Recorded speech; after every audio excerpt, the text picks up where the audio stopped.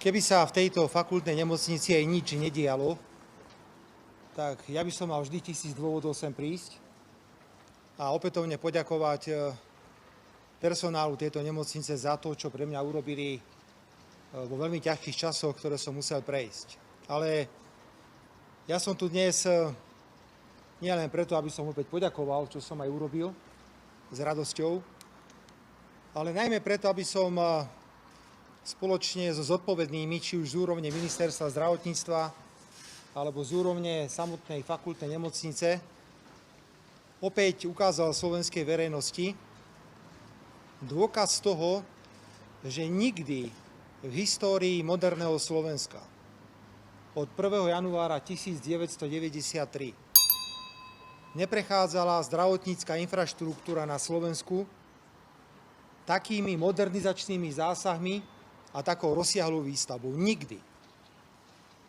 Ak si niekto myslí, že sme teraz v stave akýchsi sľubov alebo predstav, ktoré sú iba na papieroch, nech sa pozrie za mňa a vidí obrovskú impozantnú stavbu, ktorá bude onedlho novou budovou fakultnej nemocnice tu v Banskej Bystrici. Došiel som sem do Banskej Bystrice preto, lebo sa chcem ako predseda vlády venovať výstavbe nových nemocníc a zajtra ráno budem môcť hovoriť s vami v Prešove a potom sa opäť stretneme popoludí s pánom ministrom zdravotníctva v Martine. To sú v podstate dnes 3 obrovské nemocnice, ktoré sú v plnej výstavbe. Dovolte mi pár slov k tomu, čo sa tu deje v Banskej Bystrici. Predovšetkým musím oceniť obrovské úsilie manažmentu nemocnice a ministerstva zdravotníctva za to, že to chytili do rúk. Lebo keby to nechali tak, ako nám to nechala Matovičová, Hegerová a Ódorová vláda, tak tu nič nie je. Myslím, že nebudem klamať, keď poviem, a takto to bolo aj pred vstupom do Schengenu, keď sme nastúpili v roku 2006 do vlády, tak nám bolo povedané, zabudnite na Schengen. Slovensko nie je pripravené, ale potom zrazu Slovensko bolo pripravené. Táto stavba, keď sme nastúpili do vlády, bola prakticky nezrealizovateľná. Nebolo nič pripravené. A preto to, že tu dnes stojíme a za nami sa črtá jedna obrovská moderná nemocnica, je fantastickým úspechom zainteresovaných ľudí a ja musím za to veľmi pekne poďakovať.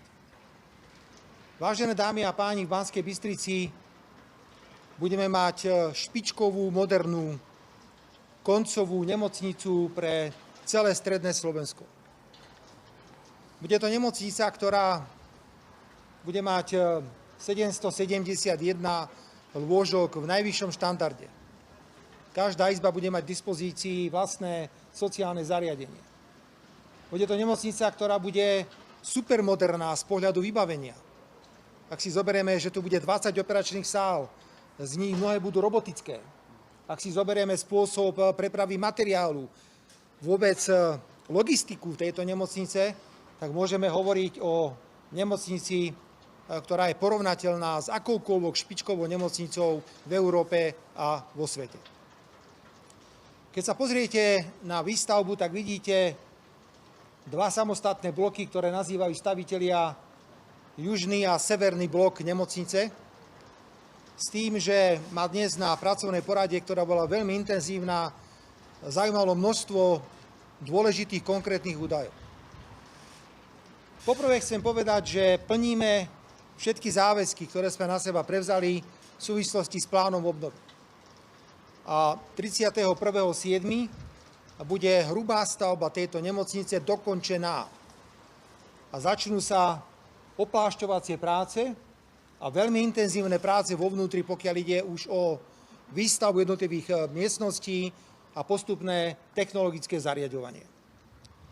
Plán je, aby začiatkom roku 2028 bola otvorená prvá časť tejto nemocnice, tzv. Infektológia, to je severný blok, a potom v januári 2029 aby bola otvorená aj zostávajúca časť, teda južný blok tejto nemocnice. Celá nemocnica bola k dispozícii pacientom nielen zo stredného Slovenska, ale určite z celého Slovenska, pretože sú tu mnohé pracoviska v tejto nemocnici, ktoré majú republikový význam a majú aj kvalitu, ktorá zodpovedá európskej kvalite. Nech je aj táto nemocnica, ktorú teraz staviame, dámy a páni, príkladom, že odmietame a musíme odmietať neustále hanobenie tejto krajiny, že sme čierna diera, že tu nič nie je a že tu nič nefunguje. Poďte sa pozrieť, ako bude vyzerať nemocnica v Poprade o chvíľu, čo sa deje v Spišskej Novej Vsi, ako sa opravujú konkrétne oddelenia v mnohých nemocniciach. Ale predovšetkým pozerajme sa na 3 obrovské nemocnice, ktoré v tomto okamihu sú v plnej výstavbe. A to je Prešov, Banská Bystrica a samozrejme Martin. Plus začíname aj výstavbu v Bratislave, kde boli prijaté všetky potrebné rozhodnutia. Pokiaľ ide o túto nemocnicu, niekoľko čísel, pretože vás čísla vždy zaujímajú. Z plánu obnovy bolo schválených na túto nemocnicu 350 miliónov, prosím, nebudem teraz hovoriť jednotkové čísla 352, 350 miliónov eur. Pokiaľ ide o dohodu s hotoviteľom, ide o konzorcium firiem na čele so Strabagom, tak je dohoda, že by tá stavba mala stáť okolo 308 miliónov eur. K tomu treba dať vnútorné vybavenie, technológie. Dohromady môžeme hovoriť, že stavba bude niekde na úrovni 550 až 600 miliónov eur. Kompletná nemocnica, 771 lôžok vo vysokom štandarde. Dátumy som vám oznámil, plníme všetky milníky, čo umožňuje aj podpredsedovi vlády, v tomto prípade je to minister školstva, ktorý zastupuje bývalého podpredsedu vlády pre plán obnovy, aby mohol podať ďalšiu žiadosť, pokiaľ ide o vyplatenie peňazí z plánu obnovy. Mal som možnosť si pozrieť časť tejto stavby. Je to naozaj veľmi pokročilá výstavba. Vidíte, že všetky podlažia, to je 11 a 9 poschodové budovy, sú postavené a môžu sa od 1. augusta pustiť veľmi intenzívne práce na vonkajšom oplášťovaní a potom už na postupnom vnútornom zariaďovaní. Treba zablahoželať k tomuto obrovskému úspechu. Kládol som otázky, ktoré sa týkajú, čo bude so starou budovou nemocnice. Časť tejto nemocnice, najmä administratívne budovy, boli už zbúrané, ale zostali ešte funkčné časti nemocnice a privítal som zámer manažmentu nemocnice, že tieto budovy, tie 2 výškové, ktoré sú typické pre fakultnú nemocnicu Roosevelta v Banskej Bystrici, by mohli byť použité napríklad ako internát pre študentov, mohli byť použité ako byty pre zamestnancov. Priamo som navrhol rokovanie s agentúrou štátnou, ktorú máme, na podporu výstavby nájomných bytov, aby sa hľadali v tomto duchu riešenia. Je dôležité, že táto nemocnica nie je určená len na poskytovanie zdravotnej starostlivosti. Ona bude určená aj na vzdelávanie a prípravu zdravotníckych pracovníkov, lekárov, zdravotných sestier. V tomto duchu boli podpísané príslušné dohody tak so Slovenskou zdravotníckou univerzitou, školou, takisto boli podpísané príslušné dohody aj s vysokou lekárskou fakultou na Univerzite Komenského v Bratislave. Takže táto nemocnica bude plniť aj tento účel.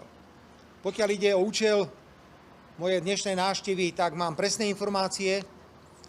Viem, o čom mám hovoriť s ministrom financií, pokiaľ ide o rozpočet na rok 2027, pretože táto stavba, na rozdiel od Prešova, ktorá ide priamo z prostriedkov Ministerstva obrany, bude financovaná kombinovane. Časť je financovaná z plánu obnovy, to je tých zarámcovaných 350 miliónov eur a ten zostatok bude platiť štát z vlastných zdrojov, pokiaľ už ide o vnútorné vybavenie technológie, ale tak či tak máme ciele, ktoré musíme naplniť a to je koniec roka 2028, pretože v opačnom prípade by sme mali problém so zdrojmi, ktoré nám boli poskytnuté v rámci plánu obnovy. Takže blahoželám, stavba ide brutálne rýchlo.